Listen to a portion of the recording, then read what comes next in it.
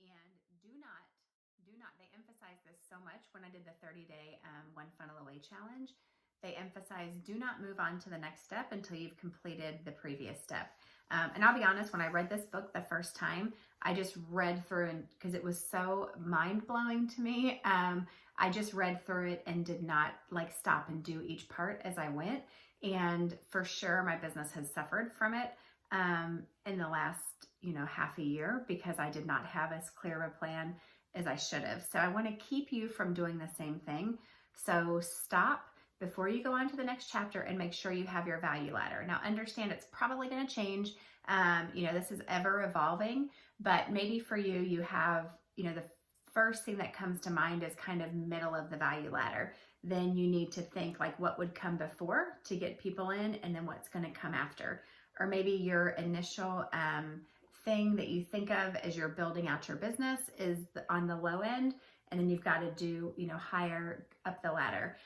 But for sure, do at least 3 or 4 rungs of it just so that you have a clear vision. Because what's going to happen next is we're going to take the value ladder and actually create the funnel from it. So of course it's foundational that you have the value ladder written. And something else to understand, that free rung of the value ladder is called a self-liquidating offer. So sometimes people will spend ad money to get people in so that you have leads. What we have done with our challenge group is, with that being our free, it's called a lead magnet of bringing people in. So we have collected emails through this challenge group, and now we have thousands of leads that we are going to take up the value ladder. So that's all part of it, but I have spent a lot of money to get these free leads, or to get people into the free group.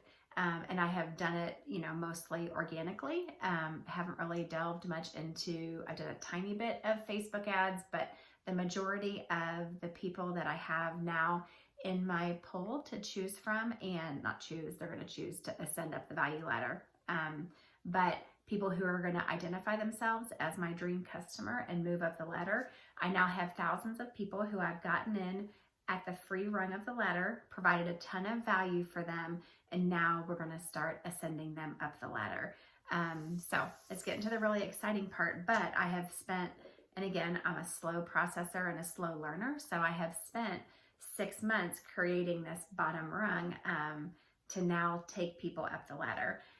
So it is a process to get this all built and to start establishing rapport, establishing myself as an attractive character, and building out the value ladder.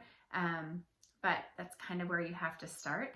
What I have heard is, and this is getting into some concepts that will come later, but as far as I understand it, if you are bringing people to the free part of your value ladder, that's going to be free traffic, which is what I've used so far. I've used organic traffic. Traffic meaning how I get people to see what I have and what I'm offering. And then once you start with paid traffic, you can send them toward a paid part of your value ladder. But for me, I'm at the bottom rung right now, creating it and ascending people up the value ladder. But just realize that you have to kind of put in some time at the bottom to establish yourself and to start creating all of your leads and all of that. So it's an awesome process, and this is the end of the value ladder, but we got lots of good content coming up in the next chapter. Thanks. Don't move on until you have done your value ladder. All right.